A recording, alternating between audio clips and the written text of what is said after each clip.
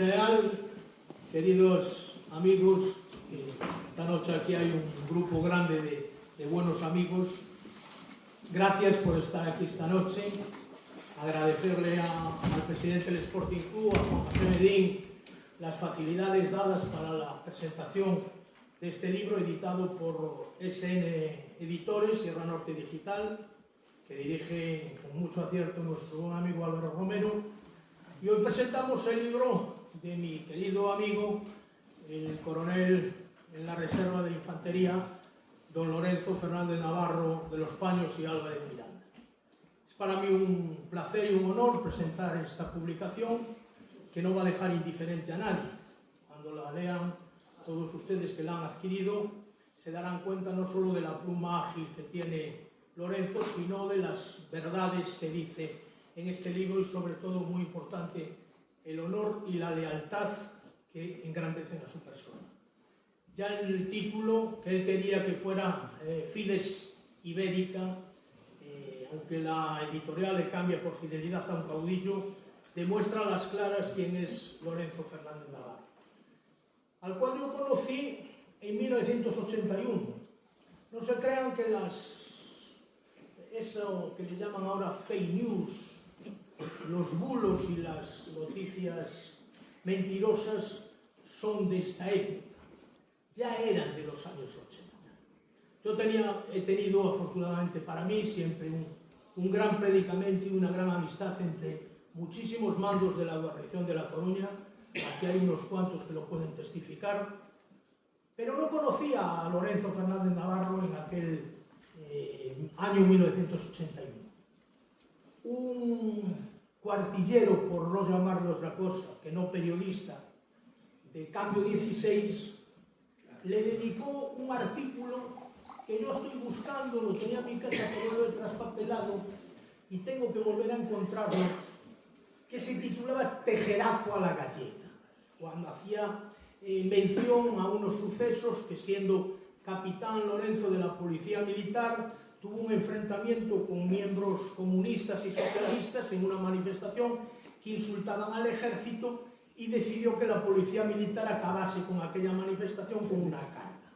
Por lo cual, el capitán entonces, Lorenzo Fernández Navarro, fue detenido, pasó a Artelas y fue al Castillo de la Paz. Pero en aquel artículo me dedicaba a mí un párrafo. Decía que el capitán Navarro, extremista, se le considera un gran amigo de Carlos Fernández Barallobre, jefe oficioso de las bandas de la Porra de Galicia.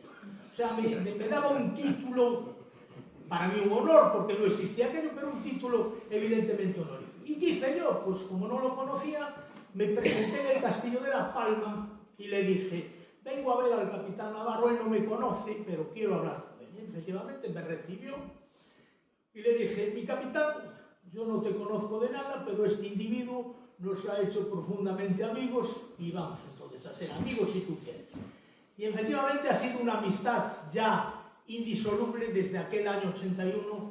Han pasado ya 44 años de aquella anécdota que he mantenido con mi buen amigo Lorenzo, pues unos lazos no solo de amistad, sino de unión, tanto espiritual como de pensamiento político. Por eso es un honor presentarlo aquí.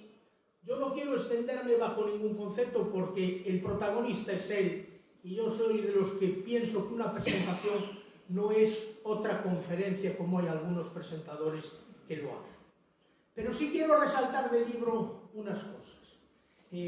Van a ver que él toca en estos artículos publicados durante estos últimos años en El Español Digital, que dirige el teniente coronel Paco Vendala, en el antiguo Correo de España, en Eñe Televisión, que dirigía Álvaro Romero.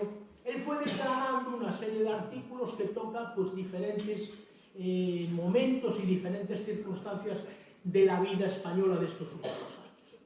Como podrán ver, tendrán capacidad de poder leer, abrir por un lado de cualquier hoja de libro y encontrarse con un artículo, porque evidentemente son diferentes. Hablan del 23F, hablan del Sáhara, donde él estuvo en las tropas nómadas, hablan de una serie de cosas, pero sí muy importante el que se lean los 5 artículos que dedica a lo que él llama el Día de la Gran Infamia, que es la profanación del cadáver del caudillo, vencedor de la Guerra de Liberación Española, vencedor del comunismo y del socialismo, Francisco Franco, que indignamente fue sacado del Valle de los Caídos por un gobierno masónico, un gobierno revanchista y un gobierno totalmente ilegítimo e impresentable.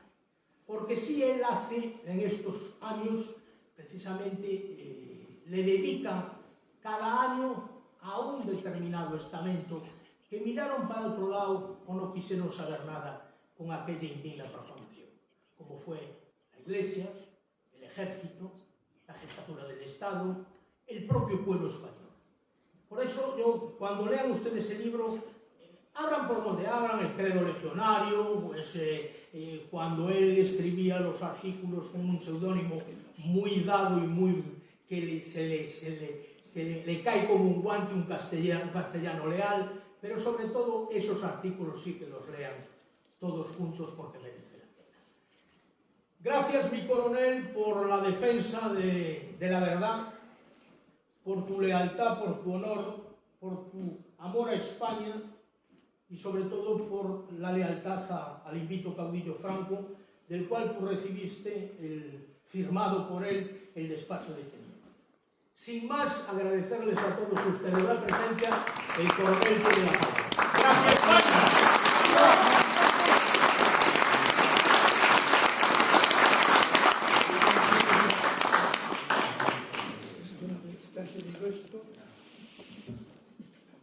Sí, ahora está encendido.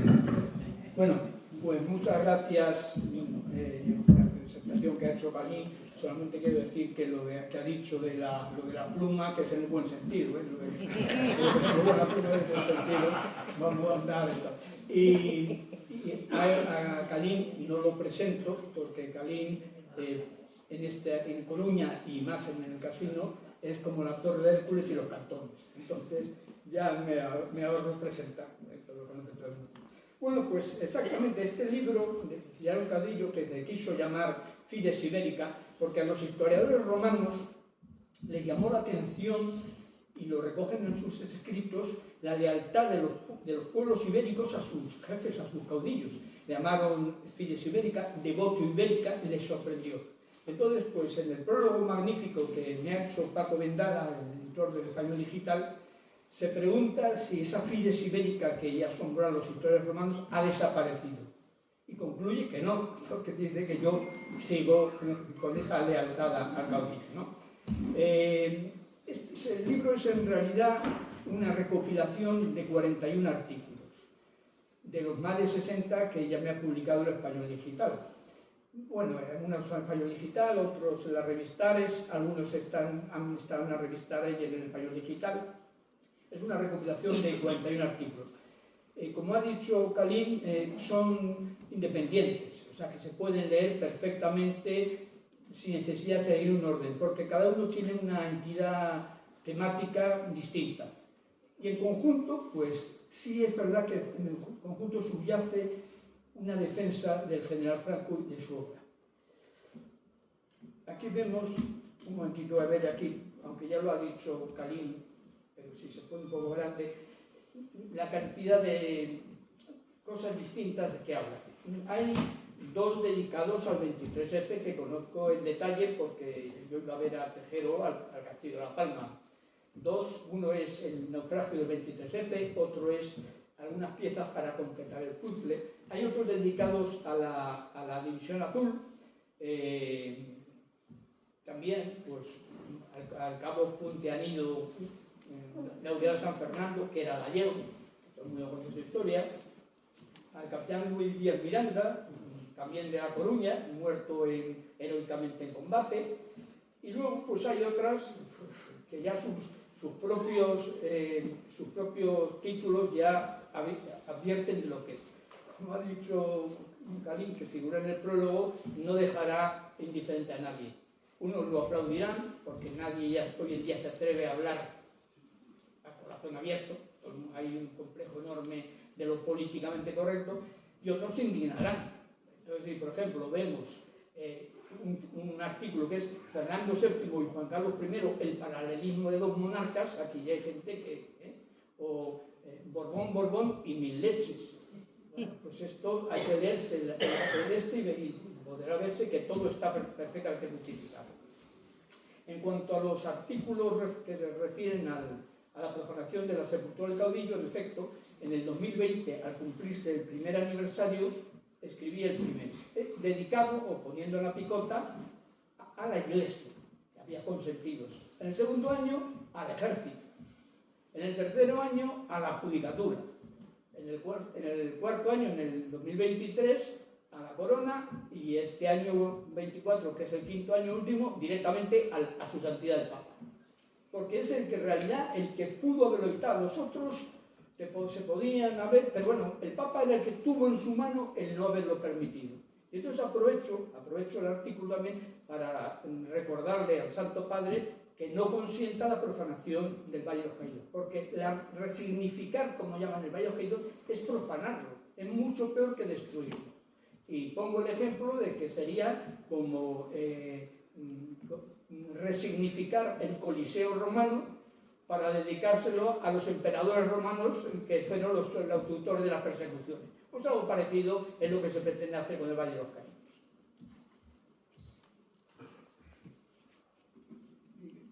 Vemos aquí más el Holocausto Rojo del Frente Popular,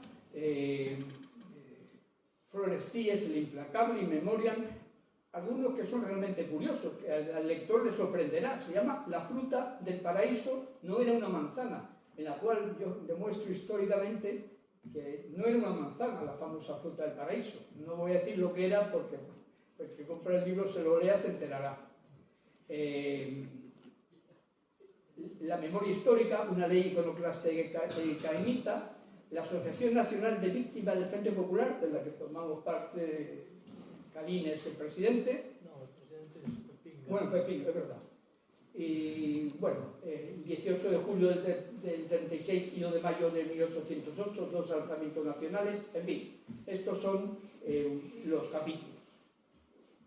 Quiero decir que estos libros se los ha dedicado, lo ha dedicado Sierra Norte Digital, cuyo director es Álvaro Romero, que ha tenido un gran valor editando este libro, porque como es un libro políticamente incorrecto, pues a lo mejor no tiene mucha difusión. Lo que sí quiero adelantar ya desde ahora es que mi única contraprestación económica a este libro son los 20 ejemplares. Ahora veo aquí a Luis Lombán.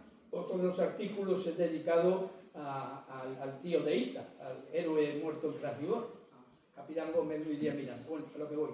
Entonces, mi única contraprestación económica a este libro han sido 20 ejemplares que me ha dado el editor, y lamentablemente ya se me ha acabado porque se lo he repartido entre mis hermanos, entre mis cuñados, entre algunos amigos como el general Coloma y el general Chicharro. Se me han acabado 20. Pero quiero decir que no tengo.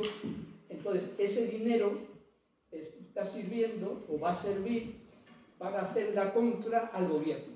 Todos sabemos que el gobierno, con sus fondos inagotables de reptiles, se está gastando un dineral en celebrar en este 2025, para más INRI, al cumplirse los 50 años de la muerte de Franco, para celebrar, no para conmemorar, para celebrar la muerte de Franco. Entonces han creado famoso gran creador y están un dineral querían hacer 100 actividades para celebrar el fallecimiento de Franco. Parece ser que se les está echando el tiempo encima. Estamos ya en marzo y no han hecho más que 2 o 3. Vale. Pues entonces, Álvaro Romero y Paco Vendala han creado, contraprogramando esta inmundicia, una cosa que se llama Plataforma 2025.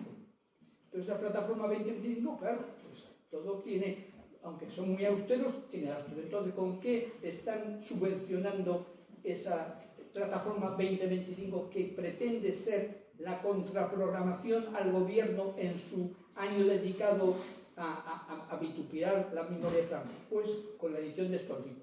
Entonces, este que acaba de salir al mismo tiempo, El Terror Rojo y La Guerra de España, donde viene pues una relación de todos los asesinatos. Aquí tenemos a Largo Caballero, que fue el que asesinó al tío de mi padre, al señor Valentín Gamazo, fiscal general de la República, y a sus 3 hijos de 17, 19 y 20 años. No fueron tan canallas que primero mataron al pequeño, luego al otro, y luego al padre, que obligaron a presenciar la... Bueno, pues este libro, El terror rojo de la guerra de España, habla de esto. También acabo de editar este otro, 50 años de mentiras sobre Franco, que es un libro colectivo, porque firmamos 10 personas en él, 11, entre todos yo, y aquí lo pongo aquí para que se vea, no sé si se lee ahí. Todo lo recaudado con este libro será destinado a financiar la plataforma 2025. El capítulo 10 está escrito por mí. Pero lo mismo, es decir, aquí el dinero que se recaude con ambos libros está dedicado a hacerle la contra al gobierno con su proyecto de denostar la figura de Franco.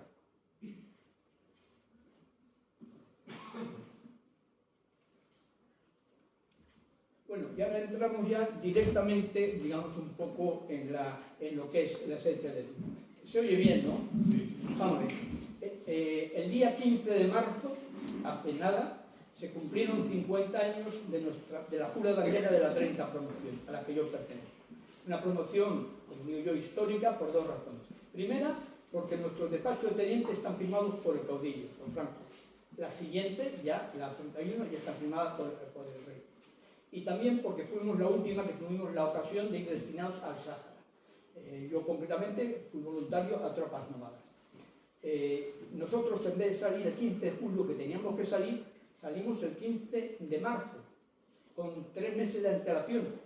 Pero en el libro, el que lo lea, lo verá perfectamente explicado, porque el gobierno de España, al menos Franco, se preparaba para hacer frente a Marruecos.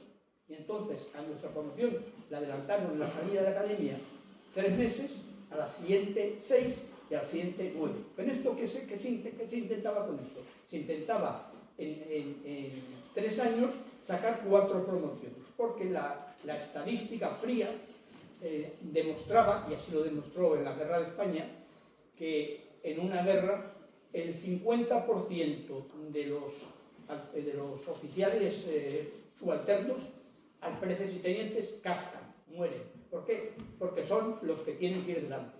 Porque en el ejército español, y se ha demostrado siempre, es mucho más eficaz que el mando vaya delante de los soldados que poner una ametralladora detrás para que los soldados avancen.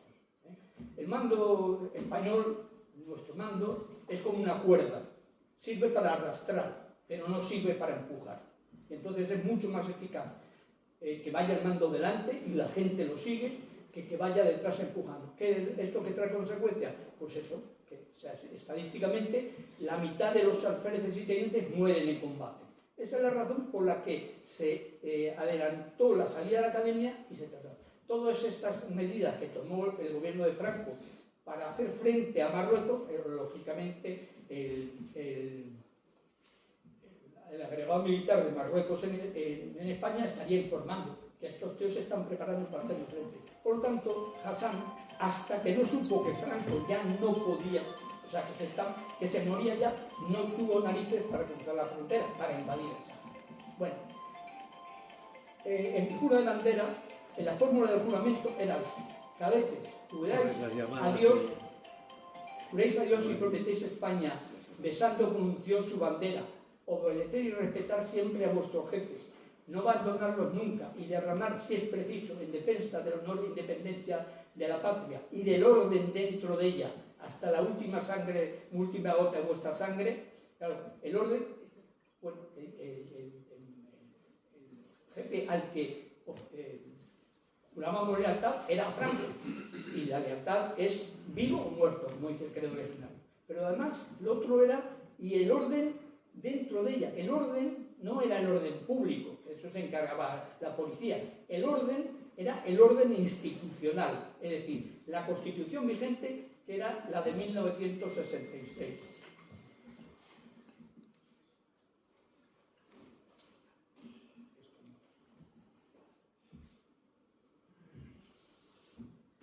entonces el general director de la academia, por si alguno no se enteraba de lo que había jurado, hizo que se tratara en la orla, donde está la foto de esta promoción, este texto.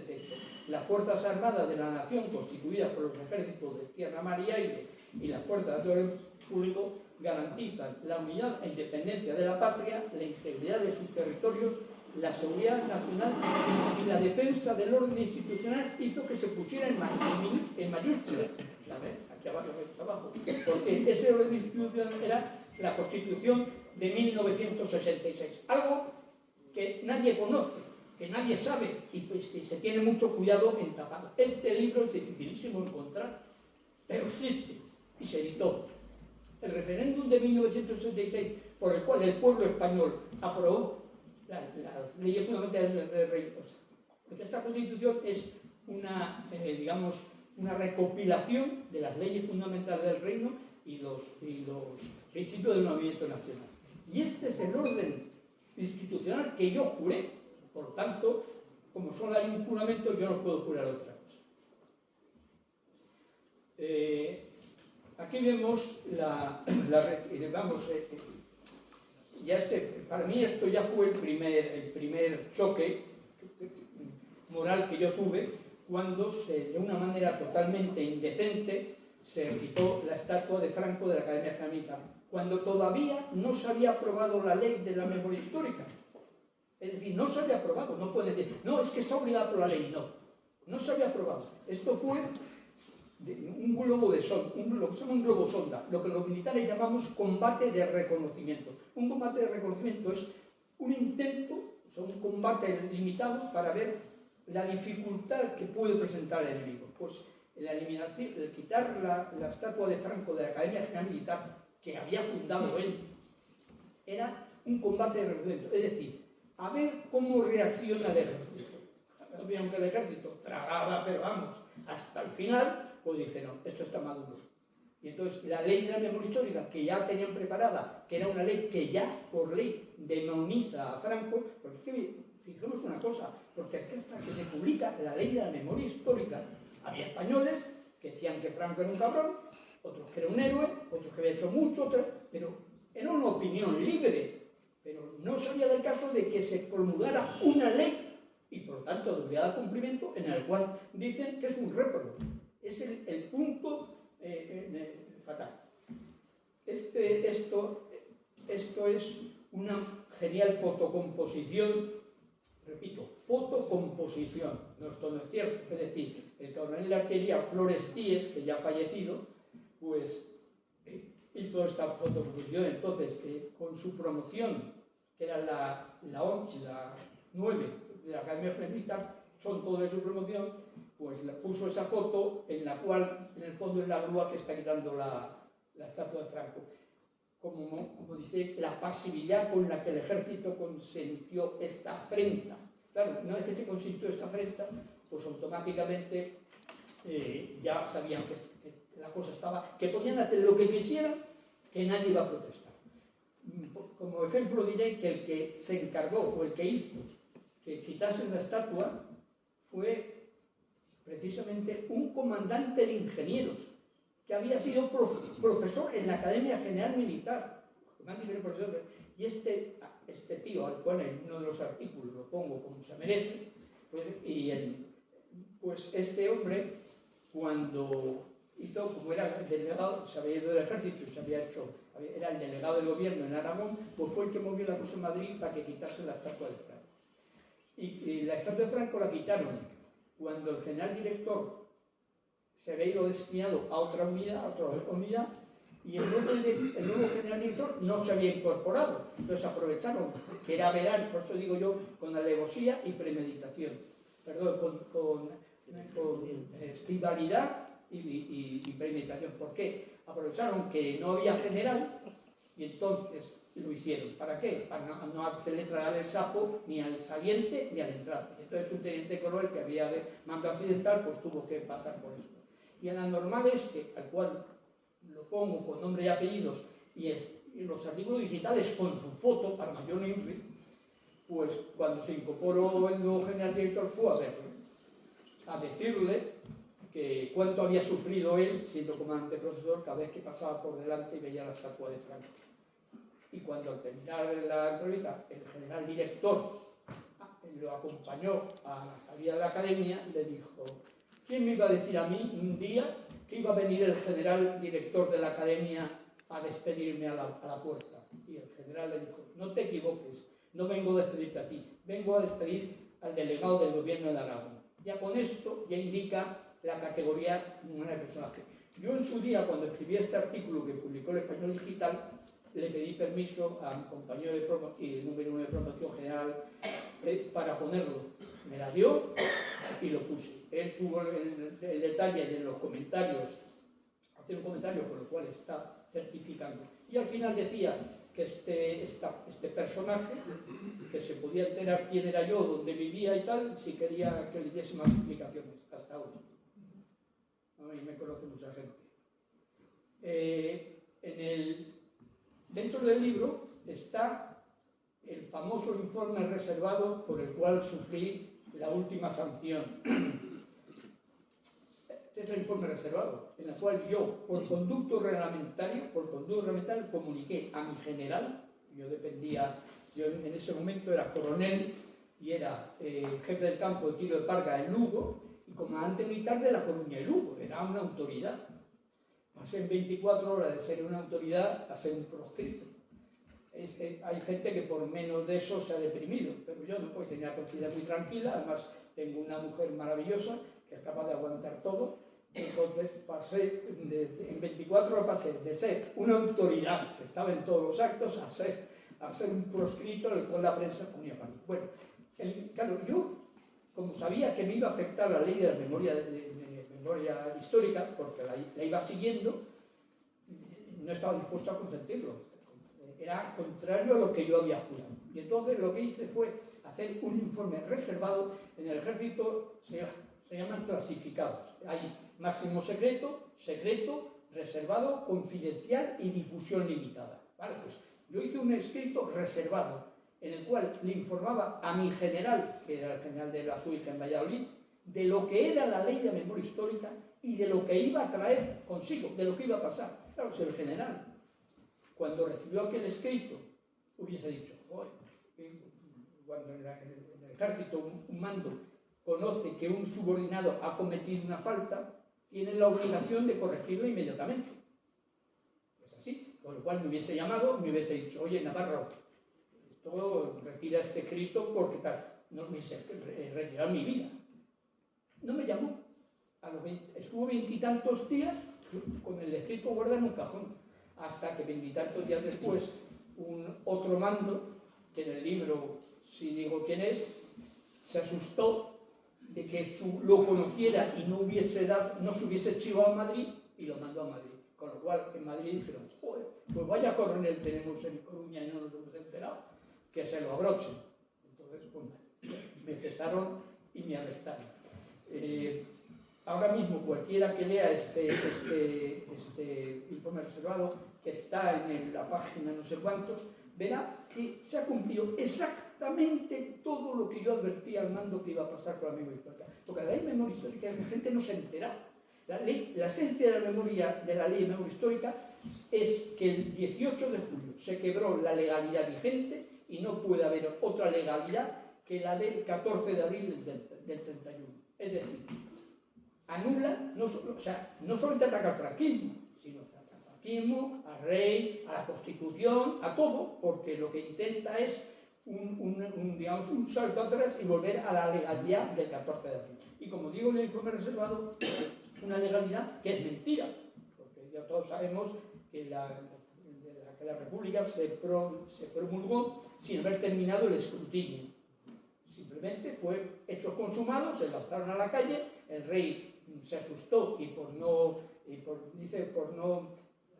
hubiera un baño de sangre, se fue. En realidad, sí, pero lo que no se puede ocultar es que hizo una cosa muy fea, que fue primero él por carretera a Cartagena a coger el barco y al día siguiente se fue la mujer y los hijos en el tren, que además no se subieron a la estación del norte, porque estaba toda la canalla arremolillada del Palacio Real. Se fueron a coger el tren al Escorial. Es decir, que en vez de bajarse el último del barco, y primero mujeres y los niños, se fue primero él y luego las mujeres y los niños.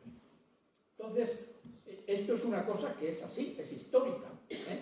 Y lo que no nadie se da cuenta es que con esto, con la ley de la memoria histórica, que ahora han perfeccionado con la memoria democrática, lo que se han cargado es todo, la Constitución, la corona, todo, absolutamente todo. Y es el objetivo que tiene.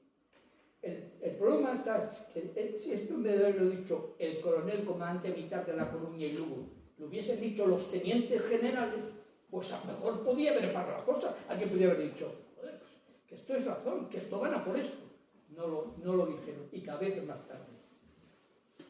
Que nadie se asuste porque en el libro aparezca en un informe reservado, porque lo he puesto, porque está desclasificado. ¿Por qué está desclasificado? Es que ya es de circulación libre. ¿Por qué es?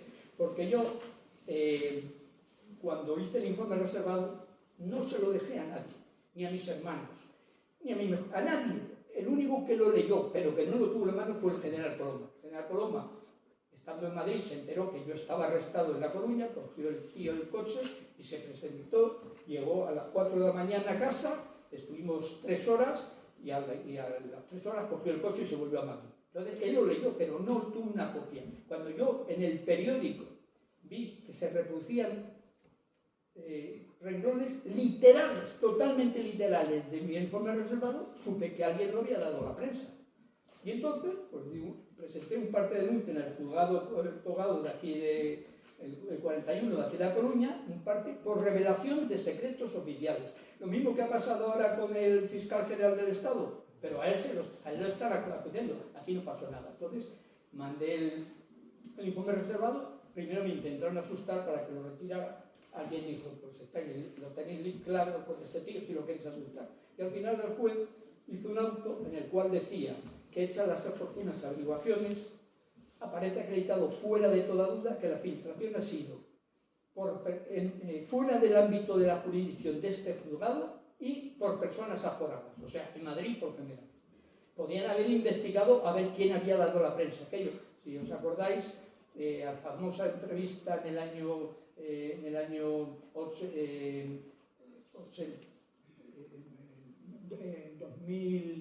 2007, la famosa entrevista a Iñaki Gabilondo, en la cual Zapatero le dice que interesa que haya tensión, ¿verdad? Y dice, sí, nos interesa que haya tensión. Pues dentro de ese interés de que hubiese tensión de cara a las elecciones generales de marzo, pues está filtrada la prensa esta. Bueno, el hecho es que, claro, no sabían cómo meterle mano al asunto. No querían cacarse ni al GM, es decir, ¿quién había sido el que había dado esto a la prensa? Entonces, un jurídico poco inteligente no se le ocurre mejor cosa que hace un auto en el cual dice, que es lo que pone aquí en el periódico, dice que no había responsabilidad ninguna por dar un documento reservado militar a la prensa, porque ese documento estaba indebidamente clasificado. Se había clasificado indebidamente. No reunía condiciones para ser un documento clasificado.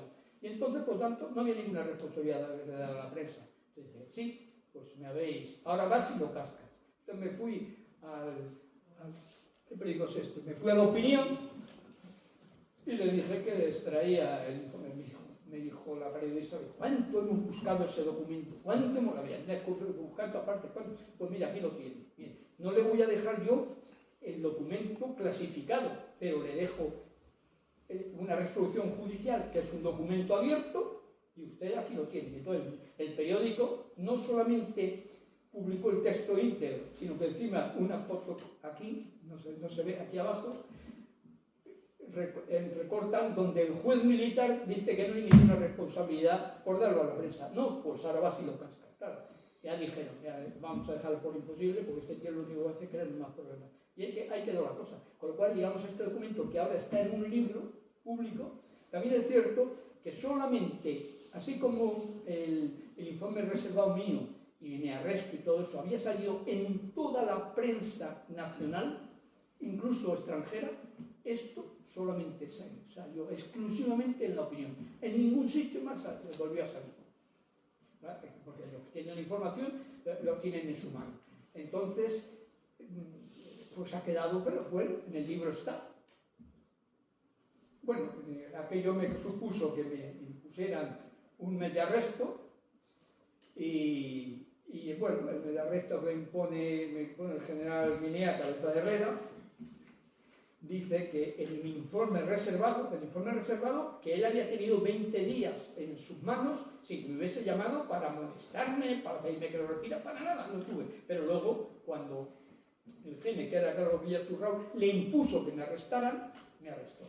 Entonces, esta es la solución judicial y dice que mi informe reservado, aunque en el cual yo estoy contestando por el único conducto que me deja la disciplina, que es un informe reservado, a mi mando sobre una cosa que me han preguntado. Pues no juegues a demócrata, no me preguntes nada. Si me preguntas, pues oye, te traje de oír lo que yo quiera decir. Me has preguntado, yo te he contestado. Entonces hace dice que en mi informe reservado, a través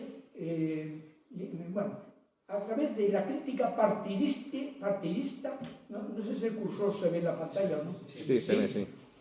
La conducta del señor don Lorenzo Fernández Navarro Peña tal, a juicio de la autoridad que suscribe, infracción de los deberes tal. Dice, a través de la crítica partidista a la promulgación de una norma que en cuanto a tal disposición integrante del ordenamiento jurídico es de obligado cumplimiento por parte de la administración militar. Todo yo en mi recurso, que no iba a servir para nada, yo sabía que el recurso no me iba a servir para nada y me iba a quedar con el arresto y no me lo iban a quitar, ¿no? Bueno, el arresto primero, luego me abrió el expediente judicial para mandarme preso a Alcalá de Henares, pero bueno, ahí otro general consideró que no era justo y dijo que no. Bueno, entonces en mi recurso en ningún momento intento defenderme diciendo que no, al revés, lo que intento es, y le pongo, digo, el escrito, como dice que en mi escrito hago consideraciones partidistas, le digo al general, el escrito de conclusiones tampoco puede ser considerado partidista, en cuanto no corresponde ni hace referencia a ningún partido político. Cabría en todo caso decir partidario, en cuanto puede inferirse que en el fondo del mismo subyace una defensa del general Franco y de su obra, algo que no debe ser considerado grave cargo contra un soldado que lo tuvo por jefe y cuyo primer despacho oficial está firmado por su autoridad, y mucho menos deberá ser sancionado por un mando al que alcanzan de igual fin. Claro, en general, cuando leí esto, yo diría, o sea, que a mí me arresta por defender a Franco, pero si yo era teniente y tú eras capitán, ¿qué me vas a decir a mí? Bueno, esto es Ribadeo, ¿no? Sí. Esto es Ribadeo, esto es hay un artículo del libro que se llama es iconoclasta, es decir, se han cargado todo. Entonces, digamos, un escudo en la gran piedra, pues lo han masacrado en el antiguo ayuntamiento de Ribadeo. Lo que pasa es que, claro, a pesar de todo, se ve. Esto es una escritura de lo que mira, el escudo del águila. El escudo del águila que está en la primera página de la Constitución. Pero se han encargado de decir, joder, que no se puede sacar a la calle, que es un delito. Hay que probar. Lo cual en el libro está perfectamente explicado cómo es mentira y cómo había que salir con él porque es mentira. Bueno, esto es Ribadeo. Pero es que aquí lo tenemos más cerca. Es que en el contorno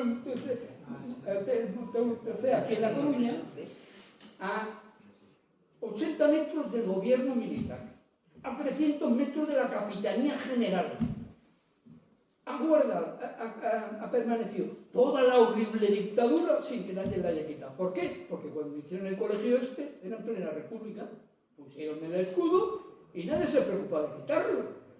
Y estos son los que dicen de libertad y que hemos recuperado la libertad después de la muerte de Franco. El escudo de la República durante 40 años en La Coruña y nadie se ha metido con él.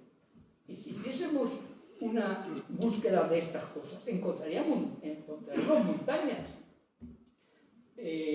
Aquí en la Comandancia de Marina, lo que han hecho ha sido, en vez de cargárselo, por lo menos le han puesto ahí un capuchón, que a lo mejor un día se quita el capuchón y está, es que el otro lo han destrozado. Esto es el Banco de España en Orense. el escudo de la República, también desde entonces. Nadie lo ha quitado. Esto es más sangriente todavía, porque esto es Correo del Ferrol del Caudillo, que está justo enfrente de gobierno militar. O sea, lo que era el gobierno militar de Ferrol, enfrente está Correos Telegráficos. Y aquí tenemos al escudo de la República, aquí, que también ha aguantado todo la visita de Franco a Ferrol, y nadie le había quitado.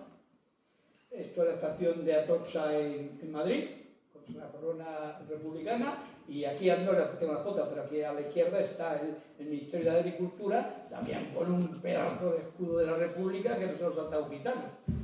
Y ahora entramos en este libro. Este libro es muy difícil de encontrar, pero yo tengo la suerte de que lo encontré. Se llama En defensa de la República. ¿Se ve bien, no? En defensa de la República. Esto lo tuvo que hacer la propia República para defenderse. Porque es que la República la salvó Franco. En la Revolución del 34.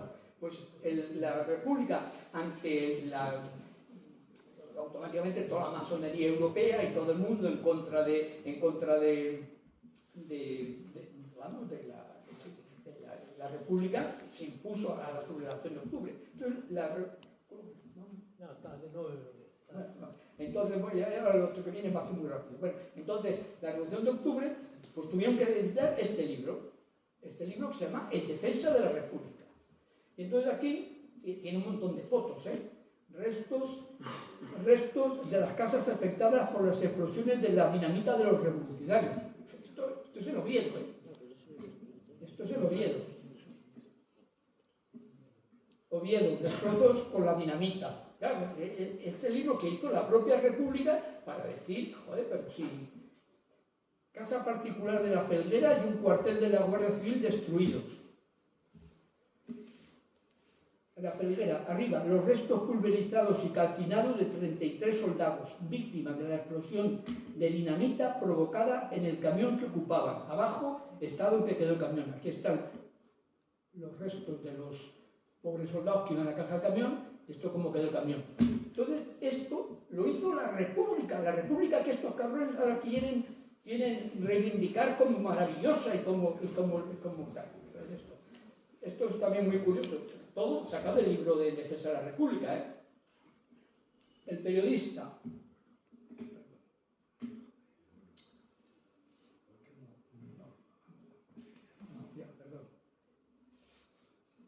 El periodista.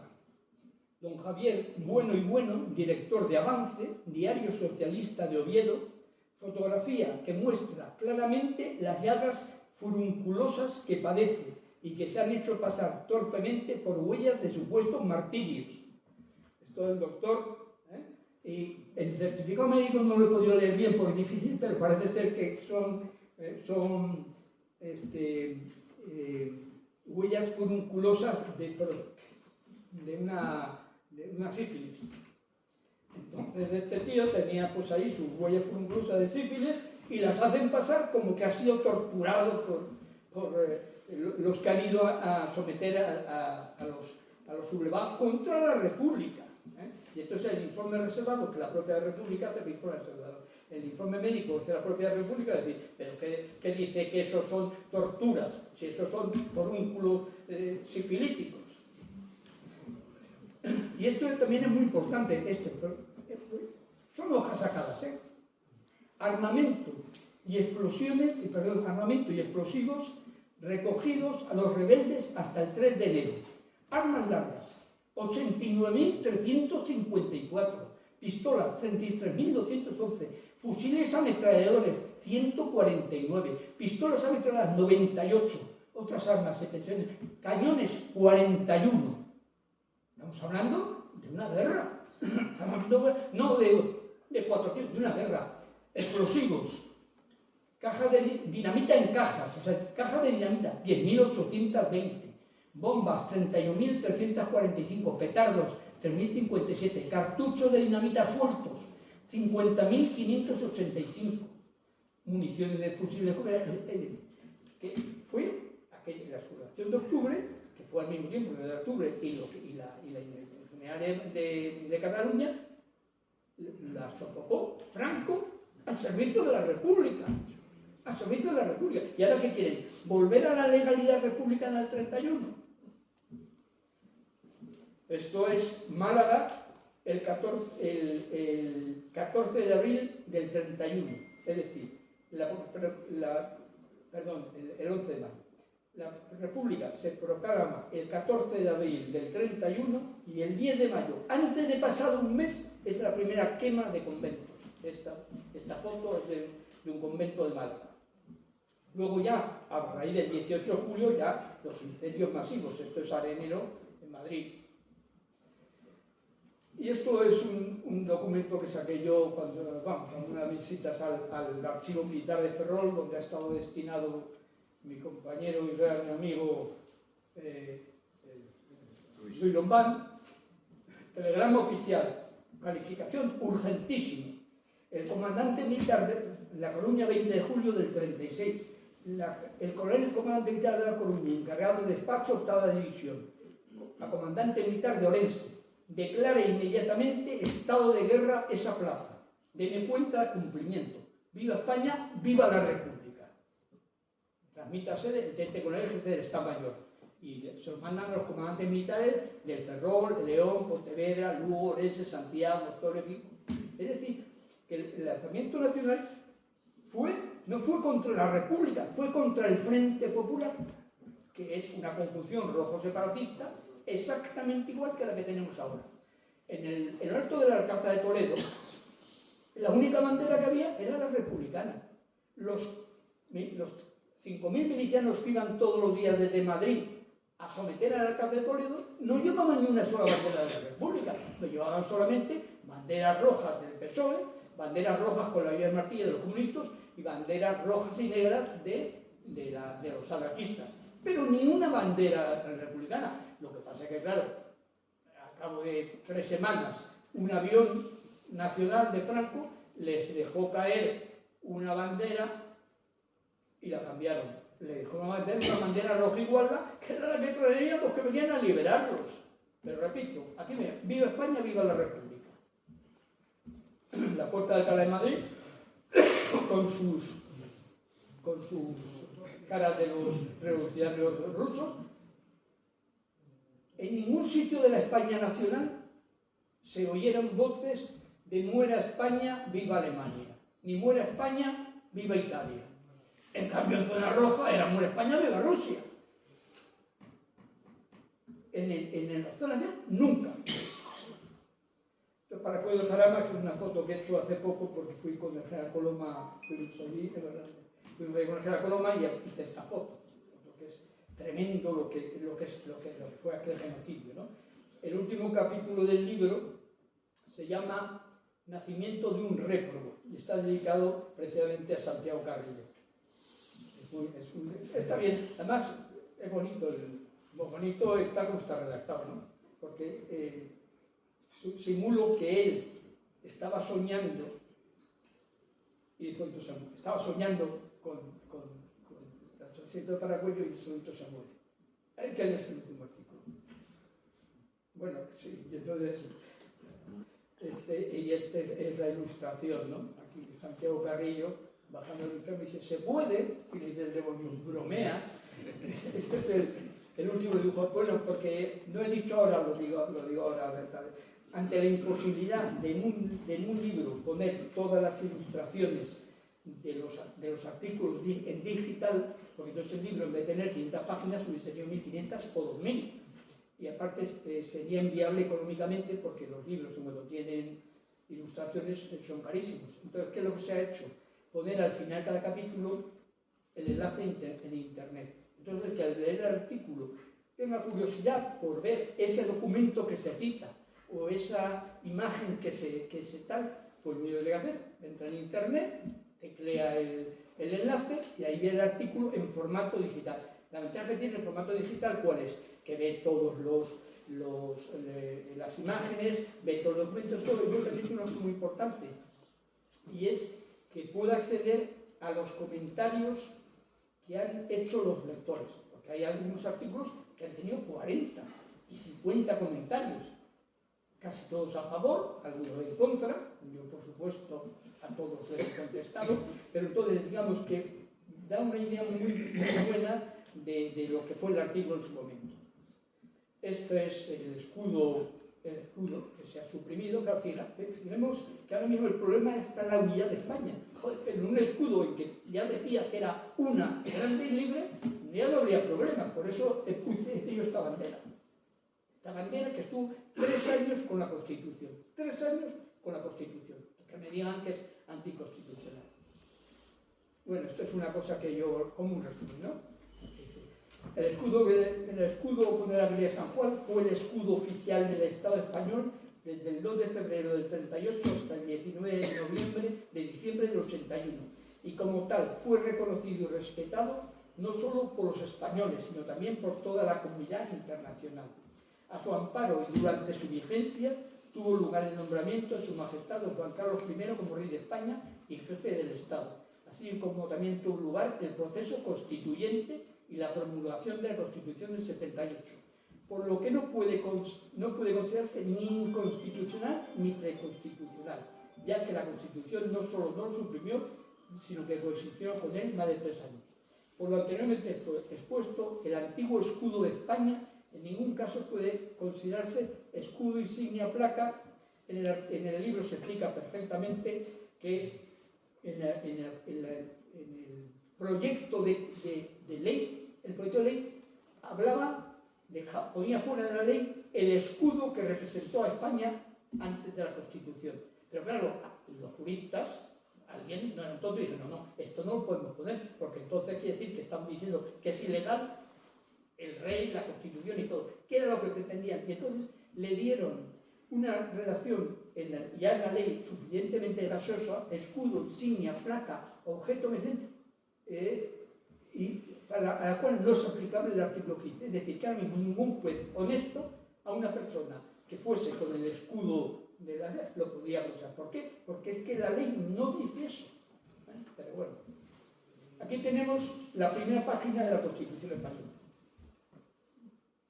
Y aquí tenemos la manipulación indecente que se está haciendo en todas partes. Ahora mismo, cualquier cosa que salga en la televisión, en el periódico, cualquier foto sacan esto. Esto es una manipulación. Esto se llama manipulación. Han cogido y han sustituido el escudo de la primera página de la Constitución por este. Cuando esto se hizo, pero vamos a ver, también en el libro se explica, al hacer la Constitución no se atrevieron a suprimir el escudo, porque se hubiese sabido que no era una reforma, sino era una ruptura. Entonces dijeron, ponemos en la Constitución la bandera, la definimos por sus colores, pero sin poner el escudo. Y cuando podamos, lo quitaremos. Al cabo de 3 años, pues lo hicieron. Por eso, esa bandera que se ve ahí es la que yo encargué a un antiguo soldado que cuando se licenció puso una fábrica de banderas que se la han cerrado ya. Se la han cerrado porque es que dice que no me dejan vivir, es que no me dejan vivir. Todos los días inspecciones, todos los secretarios, porque no, es el que hizo esta bandera, el que hizo una reproducción del guión de Caudillo. Y ahora ya estoy ya terminando, ¿eh? Esto es el testamento hológrafo de Franco. Esto es lo que hizo de su puño y letra. Ahora se puede encontrar en internet, pero antes era imposible. En todas partes aparecía el oficial, la transcripción oficial. Pero Franco, aquí hay algunas aclaraciones, estas aclaraciones están hechas por su hija, por Carmen Franco, en palabras que ella parecía que no se leían muy bien. Pero esto no es una aclaración, esto es un añadido. Porque dice, rodeéis al futuro rey de España del mismo afecto y lealtad que a mí me hubiese. Puso al rey de España, pero no puso don Juan Carlos. ¿Por qué? Porque no lo consideró necesario, porque sobretenía, por lo que se quiera. Pero el testamento hológrafo de Franco, así como en las tradiciones oficiales que de otra parte pone don Juan Carlos de Borbón, en el testamento original no pone don Juan Carlos. Este es el testamento. Entonces, especialmente en el libro que he dicho antes, que hay un artículo mío, está sobre este tema. Porque aquí, ¿por qué Franco no quiso poner? Para mí, porque él supo lo que iba a pasar cuando se muriese. Esto es una alegoría de un señor, José Luis Díez, que ya ha muerto, que es tremendo. Yo le di la idea para que la hiciera y él me la clavó. Aquí vemos a Soros. Todos sabemos que según consiguió ser presidente del gobierno Pedro Sánchez, tramposamente, porque el tío dijo que lo hacía para acabar con la corrupción y que en cuanto fuese presidente haría unas elecciones para que el español se agarraba la silla y no hay que lo quite ni con agua caliente. Pero la primera visita que hizo, qué casualidad, fue a Soros. Nadie ha explicado por qué ni para qué. Yo digo que fue a dar las gracias y a recibir instrucciones. Por eso esta viñeta, en la cual vemos aquí a Soros, que tiene una marioneta, en la mano derecha tiene la memoria democrática y en la izquierda tiene la memoria histórica con su cartucho de dinamita para volar la cruz. La cruz no la van a volar, primero porque tiene dificultad técnica y segundo porque sería el hazmerrey del mundo. Lo que sí pueden hacer, quizás no habla de ello, será cortarle los brazos para convertirla en un monolito, que es un símbolo netamente masónico, pero volarla no. Pero lo que sí quieren desacralizar. Desacralizar es mucho peor que derrumbarla. Como repito, es como coger y el Coliseo de Roma dedicarse a los emperadores romanos. Pues José Luis Díaz, aparte de esta viñeta alegoría, hizo esta otra, que es la leche. Perdón. Dicen que una imagen vale más que 1000 palabras. No creo que haga falta ninguna explicación.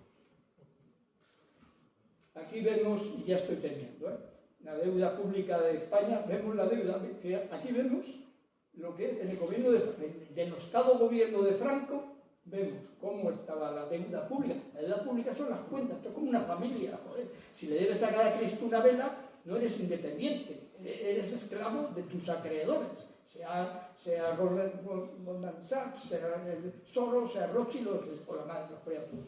Pues aquí vemos cómo lo que es la deuda pública en tiempo del gobierno de Franco.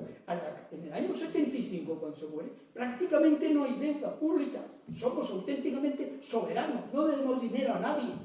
Y ahora miramos en democracia cómo estamos. Bueno, pues ya para terminar voy a hacer mías las palabras de Blas Piñar cuando dijo que frente a tantos que eran franquistas hasta la muerte de Franco, yo seré franquista hasta mi muerte. Y por tanto quiero terminar, aparte de darles las gracias por su existencia, diciendo ¡Viva Franco! ¡Viva! ¡Arriba!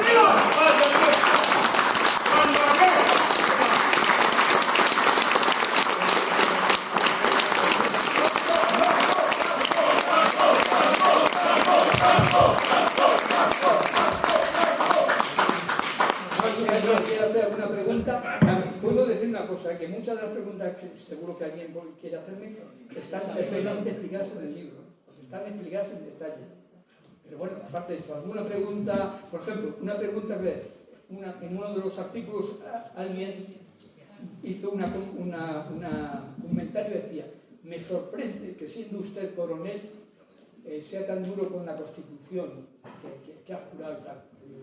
Yo, a Dios gracias, no he jurado la Constitución, no me he visto en la tesitura de jurarla. Sería absurdo que yo ahora dijese, lo hubiese jurado, no lo hubiese jurado, porque no se dio la circunstancia. Lo que sí digo es que en el caso de que me hubiese visto obligado a jurarla para que me diesen el mando de un regimiento, cosa que desgraciadamente no pasa, pues a lo mejor la habría jurado diciendo, con una reserva mental, diciendo, juro la Constitución como Su Majestad el Rey juró los principios fundamentales del movimiento y las leyes fundamentales del Rey. Pero habría sido con grave daño moral, porque yo soy un hidalgo español y él es un Borbón.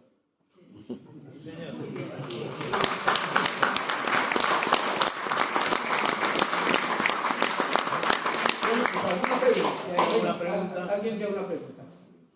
Venga, algunos de mis antiguos amigos y subordinado soy, ya, el venir a verme después de tantos años, ¿verdad? Además, Y de que tan lejos. quieren regalarte algo que tienen ahí. Entonces, El mayor regalo es su presencia. Antiguo policía militar de hace 45 años. Porque se conserva, joder, como un chico. Hay también aquí 2 o 3 guerrilleros.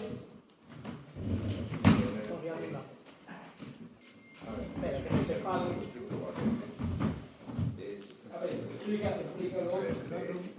Yo no he seguido con la carrera militar, yo soy más artes marciales, y como la máxima autoridad de Galicia para la Federación Internacional de Taekwondo, quise nombrar al coronel, para mí mi capitán, el mayor rango que podemos dar, que es el cinturón negro octavo dan, ¿de acuerdo? muy bien.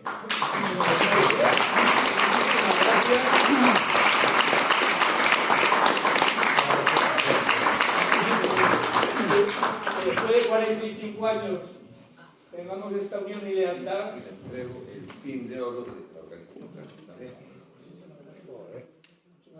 Lo que estoy yo ya un poco profundo,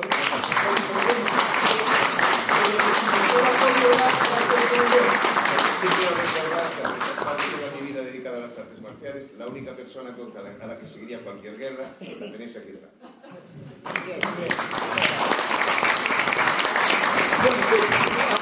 Si alguien quiere hacer una pregunta, pues el momento, aunque yo comprendo que a ver. La gente espera a leer un libro, entonces... Yo. A ver.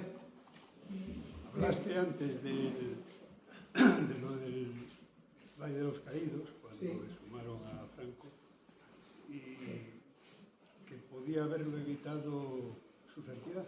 Era el único. Vamos a ver, su santidad, he leído en algún sitio y he visto una película que algo trataba de eso, tuvo algo que ver con el régimen de Videla en Argentina.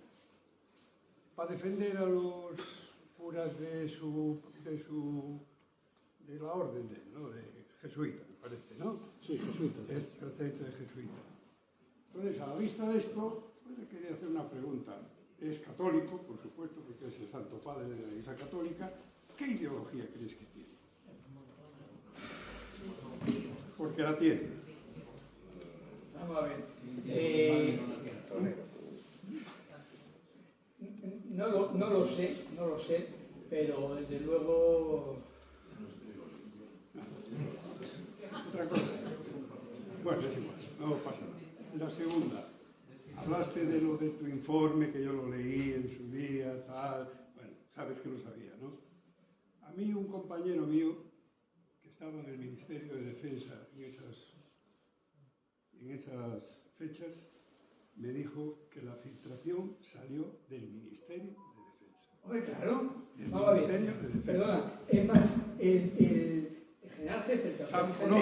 Conoces al que me lo dijo, además, ¿eh? ¿Lo conoces? El general jefe. Te doy pistas desde Santander, de Santoña, cerca de Santoña. Sí, mira, el general jefe, Yagüe está muy indignado, porque además fueron tan mierdas en Madrid que para tapar la filtración se lo pasaron primero a La Voz de Galicia. Lo publicó en La Voz de Galicia y al día siguiente se hizo eco toda la prensa de España. Yo me enteré en la víspera porque me llamó un cabo primero y me dijo que tenía un amigo periodista, me dijo mi coronel que mañana sale el informe en la prensa. ¿Qué me estás diciendo? Sí, tal. Entonces, lo que hicieron fue, en Madrid, filtraron a la prensa trozos del informe reservado, pero se lo filtraron a La Voz de Galicia. La Voz de Galicia lo publicó y al día siguiente ya se hizo eco total. El general Yagüe, que lo sabía, se cogió un carreo tremendo, porque era como para que pareciese que había salido la filtración de La Coruña, cuando había sido de Madrid. Son las cosas de los servicios de inteligencia. El Ministerio de Defensa, que funciona. el topo del país. El topo del país. Pero fíjate, El que le da al curiosamente, país las informaciones antes de que salgan en el boletín pero oficial del Estado. curiosamente aquella noticia sobre el informe de la memoria histórica y todas las consecuencias medianas tal, se publicó en toda la prensa nacional y me han dicho que también en alguna internacional. Cuando yo conseguí que el periódicos de aquí, de la calle de la Zarza, lo publicara, nadie se hizo eco en ningún lado. Y que por lo menos ahora está en las hemerotecas y ahora está en el libro. Bueno, pues alguna pregunta más. Pues nada, agradeceros a todos vuestra presencia. Es un placer contar con un auditorio tan extraordinario como el tenemos esta tarde aquí. Y recordaros, por si alguien quiere el próximo lunes acompañarnos también en esta sala del Sporting Club, a las 8 de la tarde, el secretario de la Asociación de Víctimas del Frente Popular, José María Permuy, impartirá una charla sobre Franco en rescate de José Antonio.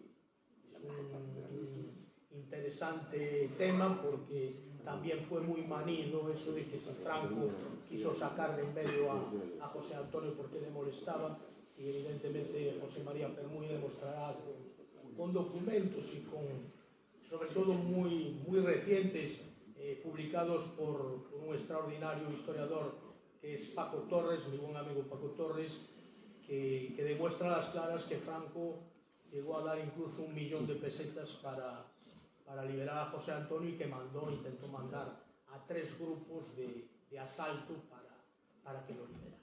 Entonces, a las 8 estaremos aquí. Que tengan una buena noche y arriba siempre España. Gracias.